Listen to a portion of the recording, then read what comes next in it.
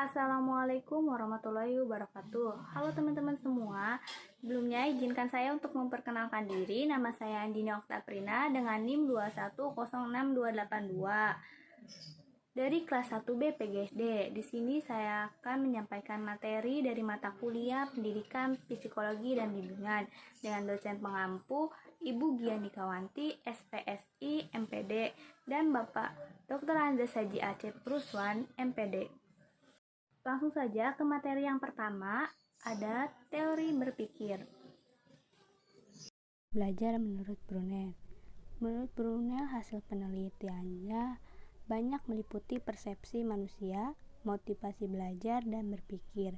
Dalam mempelajari manusia, ia menganggap bahwa manusia sebagai pemikir dan pencipta informasi. Definisi berpikir. Berpikir adalah proses kognitif yang berlangsung dikarenakan adanya stimulus dan respon di mana di dalamnya terdapat keterkaitan antara mental dan perilaku.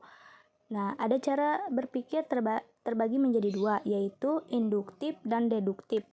Induktif adalah penarikan cara berpikir dari khusus ke umum, sedangkan deduktif penarikan cara berpikir dari umum ke khusus. Lalu ada gaya belajar. Yang pertama ada gaya belajar aktif, yaitu dengan mencari dan memecahkan masalah sendiri dan reflektif berpikir secara diam memfokuskan pemecahan masalah. Yang kedua ada pelajar intuitif, cenderung berpikir lebih cepat dan lebih inovatif. Yang ketiga ada pelajar visual. Pelajar visual ini lebih cepat menanggapi pelajaran dengan cara melihat langsung suatu objek dan verbal, atau lebih cepat menanggapi pelajaran dengan cara mendengar atau proses ceramah materi. Yang keempat ada pelajar sekuensial, yang artinya cenderung menyukai pemahaman dan langkah-langkah yang berurutan, sistematis dan linear, dan global, yang cenderung senang mempelajari pengetahuan secara acak sehingga menarik pemecahan suatu masalah secara umum. Inteligensi berasal dari kata Latin, yaitu intelligere, yang artinya mengorganisasikan, menghubungkan, atau menyatukan satu dengan yang lainnya. Lalu ada teori faktor.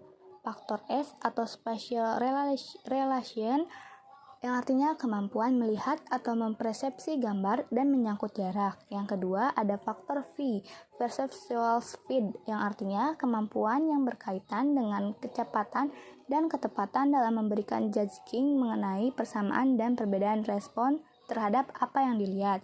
Yang ketiga ada faktor V, verbal comprehension, yang artinya kemampuan menyangkut kosakata. Yang keempat ada faktor W, word fluency, yang artinya kemampuan dalam kecepatan yang berkaitan dengan kata. Yang keenam ada faktor M, associative memory, yang artinya kemampuan dalam mengingat. Perkembangan kreativitas anak. Yang pertama ada jenis kelamin. Anak laki-laki biasanya lebih menunjukkan kreativitas yang lebih tinggi daripada anak perempuan.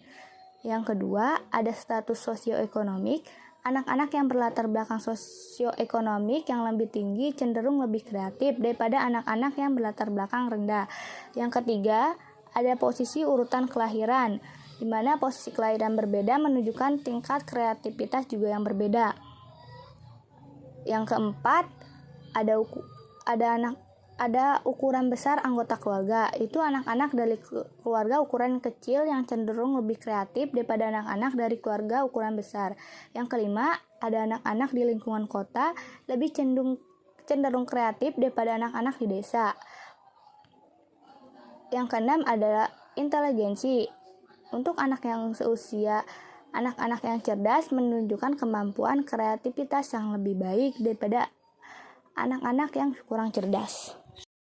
Lalu materi selanjutnya adalah motivasi belajar. Motivasi belajar merupakan daya penggerak psikis dari dalam diri seseorang untuk dapat melakukan kegiatan belajar dan menambah keterampilan dan pengalaman. Motivasi belajar merupakan suatu dorongan yang timbul baik dari dalam maupun dari luar untuk mencapai tujuan belajar dan memberikan arah pada minat belajar, sehingga siswa akan termotivasi belajar karena mencari prestasi dan untuk memecahkan suatu masalah. Motivasi dijelaskan dengan mengkoordinasikan ketiga prinsip. yaitu suatu perilaku tertentu akan menghasilkan hasil tertentu. Yang kedua, hasil tersebut mempunyai nilai positif. Yang ketiga, hasil tersebut dengan usaha yang dilakukan seseorang. Ada dua jenis macam motivasi. Yang pertama ada motivasi intrinsik, yaitu kegiatan belajar yang tumbuh dari dorongan dan kebutuhan seseorang, tidak secara mutlak berhubungan dengan diri sendiri. Bentuknya seperti belajar demi memenuhi kewajiban, belajar demi menghindari kehukuman, belajar demi memperoleh hadiah, belajar demi memperoleh pujian. Yang kedua ada motivasi intrinsik yang merupakan kegiatan belajar dimulai dari diteruskannya berdasarkan penghayatan sesuatu kebutuhan dan dorongan yang mutlak berkaitan dengan aktivitas belajar. Contohnya seperti belajar karena ingin memecahkan suatu masalah dan ingin menjadi seorang yang bermanfaat dengan ilmu yang dimilikinya.